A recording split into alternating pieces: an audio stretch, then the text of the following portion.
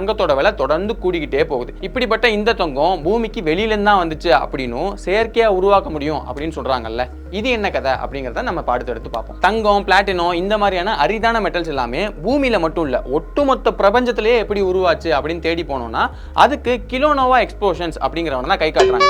இந்த கிலோனோவா எக்ஸ்ப்ளோஷன்ஸ் அப்படிங்கிறது என்னன்னா, 2 நியூட்ரான் ஸ்டார்ஸ் ஒன்னோட ஒன்னு மோதிக்கக்கூடிய அந்த நிகழ்வை தான் கிலோனோவா எக்ஸ்ப்ளோஷன்ஸ் அப்படின்னு சொல்றாங்க. இந்த கிலோனோவா எக்ஸ்ப்ளோஷன்ஸ் போக இன்னொரு முறையிலையும் பூமிக்கு தங்கம் வந்து சேர்ந்துக்கலாம் அப்படின்னு சொல்றாங்க. அது என்னன்னா, பூமியோட தோற்ற காலத்துல ஏதாவது வந்து ஒரு ஆஸ்ட்ராய்டு, அதாவது விண்கல் வந்து பூமி மேல மோதிருக்கலாம், அந்த விண்கல்ல தங்கத்துடைய அளவு அதிகமா இருந்து அது மூலமா பூமிக்கு வந்து தங்கம் சேர்ந்துருக்கலாம் அப்படின்னு இன்னொரு ஹைபோதசிஸ் சொல்றாங்க.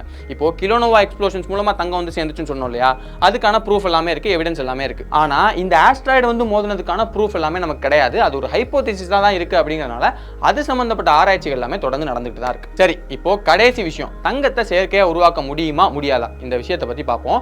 என்னன்னா, நான் ஆரம்பத்திலே சொன்ன மாதிரி தான் தமிழ்நாட்டில் சித்தர்கள் தொடங்கி ஐசக் நியூட்டன் வரைக்குமே இவங்க தங்கத்தை செயற்கையா உருவாக்க முடியுமா முடியாதா அப்படிங்கிறதுக்கான நிறைய ஆய்வுகளும் ஆராய்ச்சிகளும் நடந்திருக்கு. ஏன் அப்படின்னா, இப்போ மட்டும் இல்ல, அப்பயுமே தங்கம் வந்து ரொம்ப விலை மதிப்பில்லாத ஒரு ரொம்ப ஆச்சரியமான ஒரு எலமெண்டா தான் பார்த்திருக்காங்க, ரொம்ப கிடைக்கிறது கஷ்டமான ஒரு எலமெண்டாவும் இருந்திருக்கு. இது போக அவங்க இந்த தங்கத்தை பெர்ஃபெக்ட் எலமெண்ட், அதாவது இதுதான் உலகத்துடைய பெர்ஃபெக்ட் எலமெண்ட் அப்படிங்கிற மாதிரி நிறைய பேர் பார்த்திருக்காங்க. இப்போ வரலாறு முழுக்கவே நீங்க நிஜ சம்பவங்கள் எடுத்துக்கிட்டீங்களாலும் சரி, இல்லைன்னா கதைகள் புனைவுகள் எடுத்துக்கிட்டீங்களாலுமே சரி, ரசவாதிகள் வேற வேற கெமிக்கல்ஸ் மூலமா இந்த தங்கத்தை கண்டுபிடிக்கிறதுக்கான ஆய்வுகளை தொடர்ந்து நடத்திக்கிட்டே தான் இருந்திருக்காங்க. இது பெரிய விஷயமாவே அப்ப இருந்துட்டே தான் இருந்திருக்கு. ஆனா யாராலையுமே அந்த காலகட்டத்தில் தங்கத்தை செயற்கையா உருவாக்க முடியல. அப்படி உருவாக்குனதுக்கான எவிடன்ஸோ சான்றோ இப்போ வரைக்குமே எதுவுமே இல்லை. ஏன் அப்படின்னா, நம்ம முன்னாடியே சொன்ன மாதிரி தான், ஒரு ஆட்டம்ல இருக்கக்கூடிய புரோட்டானோட எண்ணிக்கையை கூட்டுறதோ குறைக்கிறதோ ரொம்ப ரொம்ப ஈஸியான விஷயம் கிடையாது. ரொம்ப ரொம்ப அதிகமான ஆற்றல் தேவைப்படும். அப்படிங்கிறதுனால முன்னாடி காலங்களில் யாராலையும் அதை செய்ய முடியல.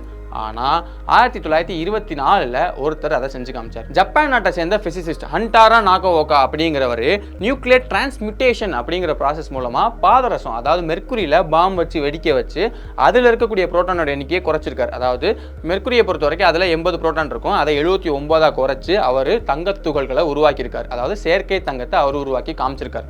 ஆனால் அங்கே என்ன பிரச்சனை ஆயிருக்குன்னா, அவர் செயற்கை தங்கத்தை உருவாக்குனதுக்கான செலவுங்கிறது இயற்கையாக நம்ம தங்கத்தை தோண்டி எடுக்கணும் இல்லையா, அதுக்கு ஆகிற செலவோட ரொம்ப ரொம்ப அதிகமாக இருக்குது. அதனால் அதை அப்படியே கைவிட்டுட்டாங்க. என்னன்னா, செயற்கை தங்கத்தை எடுக்கிறத அப்பயே கைவிட்டுட்டாங்க. அதுக்கப்புறமா இப்போ வரைக்குமே செயற்கை தங்கத்தை ரொம்ப கம்மியான விலையில் உருவாக்குனதுக்கான எந்த விதமான ப்ரூஃபோ இல்லை எவிடன்ஸோ எங்கேயுமே இல்லை. மேபி எங்கேயாவது ஒரு சயின்டிஸ்டோ இல்லை ஒரு ஃபிசிசிஸ்டோ எங்கேயாவது ஒரு லேபில் அவரோட வீட்டு லேப்லையோ எங்கேயோ உட்காந்து செயற்கை தங்கத்தை உருவாக்குறதுக்கான ஏதாவது ஆராய்ச்சியில் ஈடுபட்டிருக்கலாம். பட் செயற்கை தங்கத்தை உருவாக்கிட்டேன் அப்படின்னு சொல்லிட்டு அதுக்கப்புறமா யாரும் பெருசாக எதுவுமே சொல்லலை. இந்த அளவுக்கு தான் இது இருக்கு.